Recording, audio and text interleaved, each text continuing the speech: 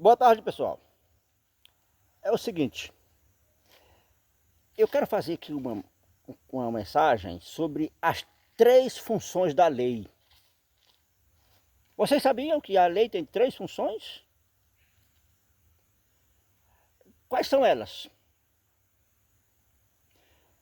Há quem diga que a lei, no tempo do Antigo Testamento, as pessoas eram salvas pela lei. De Cristo para cá, é salvo pela graça. Essa é uma teoria que é aceita e pregada por 99% dos cristãos. E parece ser verdadeira, né? É bonita até. Salvo pela lei no Velho Testamento, pela graça no Novo. Se você é um dos que pensa assim, escute esse vídeo até o final. Porque examinando a Bíblia com carinho sobre esse assunto, eu descobri que a Bíblia ensina diferente. Que a salvação sempre foi por Cristo e sempre foi pela graça. Nunca foi pela lei. Aliás, a lei nunca salvou ninguém. Essa não é a função dela. Certo? Não existe essa de salvação pela lei, depois pela graça. Isso não existe. A Bíblia não apresenta isso. Que a salvação nunca foi pela lei. Certo? Pelo contrário, a lei faz é condenar. Essa é uma das funções da lei. Condenar o transgressor. Tá certo? Quer dizer, essa sempre foi a função dela. A lei condena, Cristo salva. Sempre foi assim. Antes de Cristo morrer na cruz, quando alguém transgredia a lei de Deus, que se sentia pecador, perdido, condenado ao juízo de Deus, ele simplesmente, quando se arrependia dos seus pecados, imolava um cordeirinho e aí o cordeiro era morto apontando para o Cristo Salvador, que na verdade Cristo é quem salva, o animal não salva ninguém. Mas a salvação sempre foi Cristo, foi pela fé em Cristo. A fé é a nossa parte, a graça é a parte de Deus. Sempre foi pela graça, sempre foi pela fé, em todos os tempos. Certo? A diferença é que hoje nós, ao transgredir a lei de Deus, e não querendo ser condenado por ela à morte eterna, vamos a Cristo que já uma vez já morreu, uma vez por todas. Não precisamos matar o cordeiro mais. Certo? Consequentemente, essa lei que ordenava essa cerimônia aí já findou em Cristo. Correto? Mas tratando-se dos 10 mandamentos, quando alguém transgride qualquer um desses mandamentos, ele se sente pecador e vai a Cristo em busca do perdão. Muito bem. Agora, as três funções da lei. Primeiro, mostrar o pecado.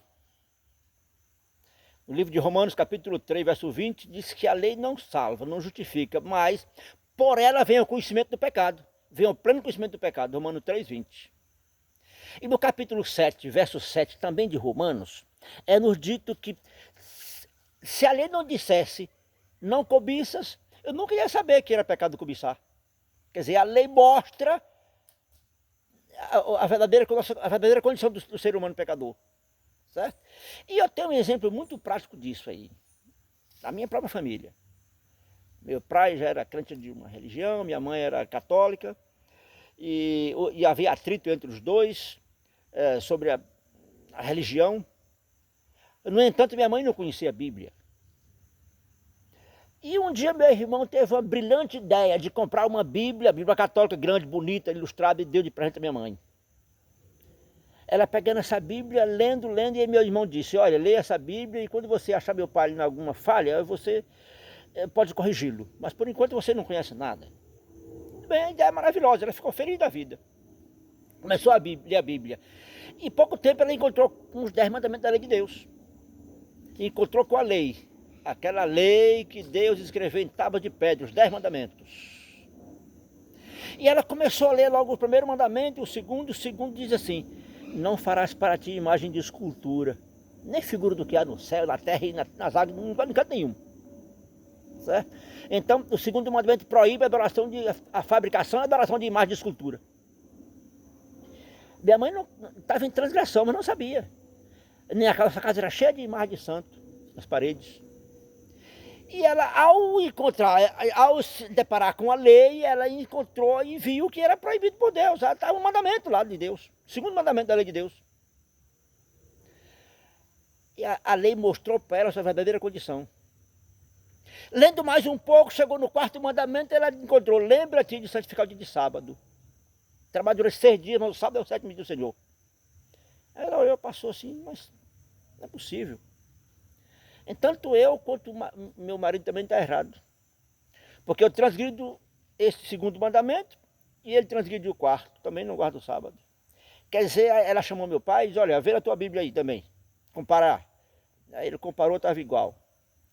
Então ela disse, olha, a conclusão que eu cheguei é que nós todos estamos errados. Eu pelo menos não conhecia a Bíblia, estou começando a conhecer agora, mas a lei me mostrou que eu estou errada. Quer dizer, essa é a função da lei, mostrar a pessoa que está errada. Mostra o mandamento e aí eu vou avaliar a minha vida.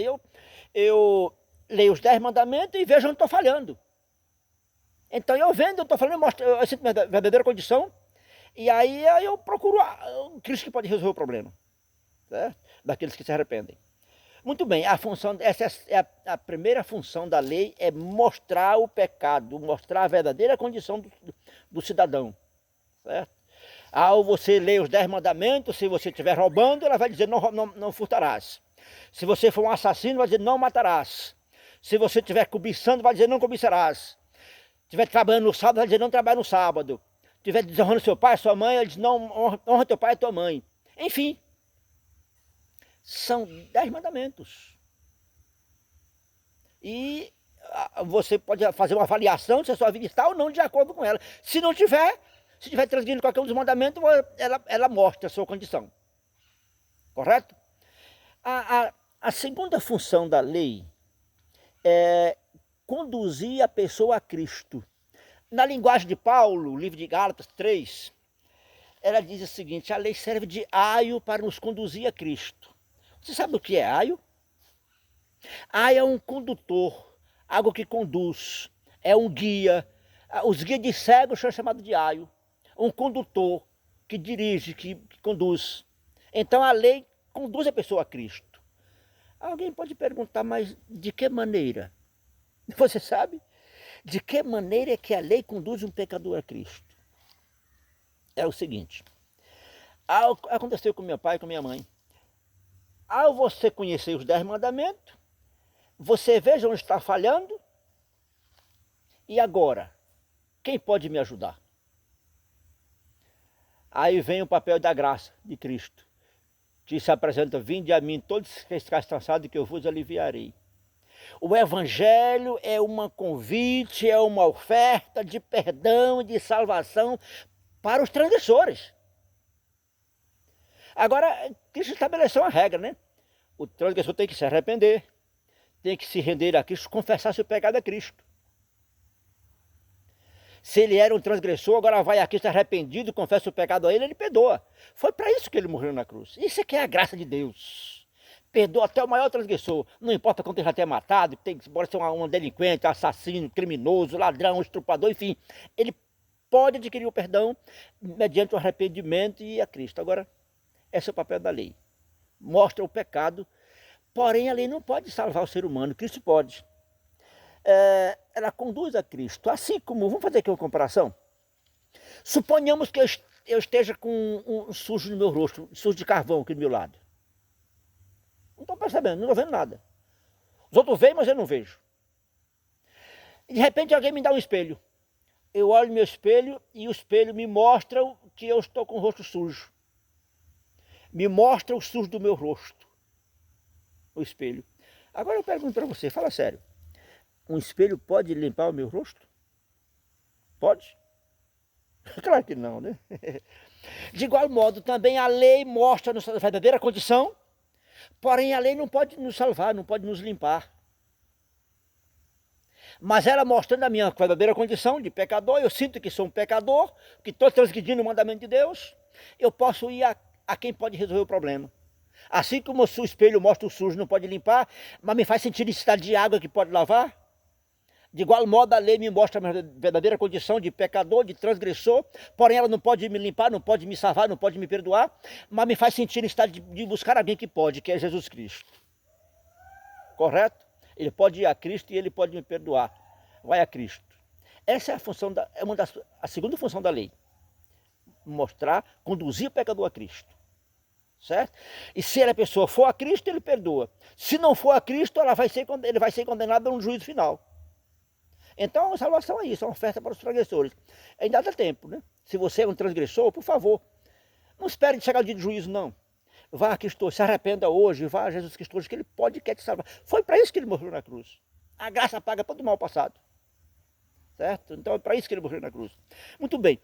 Agora, a outra função da lei é condenar o transgressor. A terceira função, condenar o transgressor. Como é que pode isso? A lei, ao invés de salvar, ela faz a condenar, né? É o contrário do que muitos pensam, né? Ela não salva. Aliás, não é só a lei de Deus, não é qualquer lei que exista no planeta, ela existe com a função de condenar. Agora, imagine quem me responde. Ela condena quem está obedecendo ou os que estão desobedecendo? O que você acha? É claro que ela vai condenar os que estão desobedecendo. Certo? É o transgressor. Vamos fazer aqui uma ilustração com a lei de trânsito e a lei do nosso país. Elas também têm a mesma função. Condenar o transgressor. Existe quantos milhares existem das grades hoje aí condenados pela lei? Por quê? É porque estão obedecendo? É? Pelo contrário. Desobedeceram a lei e condenados por ela estão nas grades pagando na penitenciária. A lei de motorista também condena o transgressor. Então as leis existem para condenar o transgressor. Não é para salvar o transgressor. É para condenar. A diferença aqui hoje é que na lei do país, a lei de trânsito, a lei não existe perdão. Quando alguém transgride a lei e for pego pelas autoridades, ele vai ter que pagar. Vai ter que pagar. Por isso que tem muitos presos pagando na cadeia. Condenados pela lei, transgrediram, mataram, roubaram, que tem a maioria dos mandamentos da lei de Deus também tem na lei do país. Se alguém matou, pela lei ele vai ser condenado a pagar. A diferença que tem é que Jesus Cristo, na sua misericórdia, essa que é a graça de Cristo. É que ao invés da pessoa pagar pelo débito, com a morte eterna no dia de juízo, ele oferece o perdão de graça.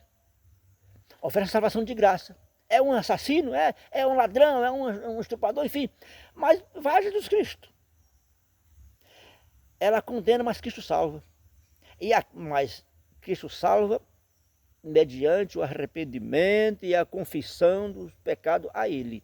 1 João 1,9. Aquele que confessar seus pecados, Ele é fiel e justo para nos perdoar o pecado e nos purificar de toda injustiça. Tá certo? Agora, se a pessoa não for a Jesus Cristo, vai ter que pagar dia de juízo. É sério. Então, se você é um daqueles que acha que ali não vale mais porque ela era para salvar no Velho Testamento e agora não precisa mais, cuidado. A função dela sempre foi condenar. E continua sendo. Nunca mudou nada.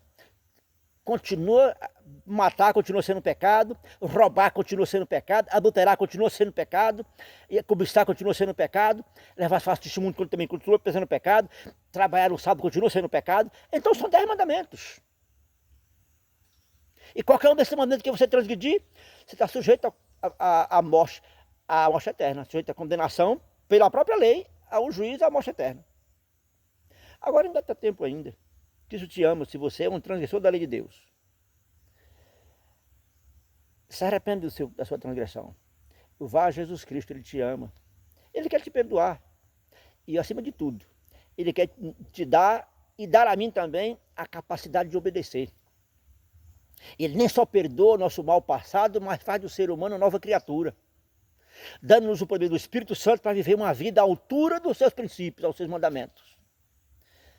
E o próprio Cristo disse, se me amas, guarda os meus mandamentos. Então, vivendo uma vida de amor com Cristo, como resultado dessa convivência com Cristo, amando a nosso Deus, nosso Salvador, o resultado disso é a obediência aos seus mandamentos. Certo? Então, que Deus nos abençoe, nos fortaleça, nos ajude a viver uma vida de comunhão com Cristo, fazendo assim a sua vontade.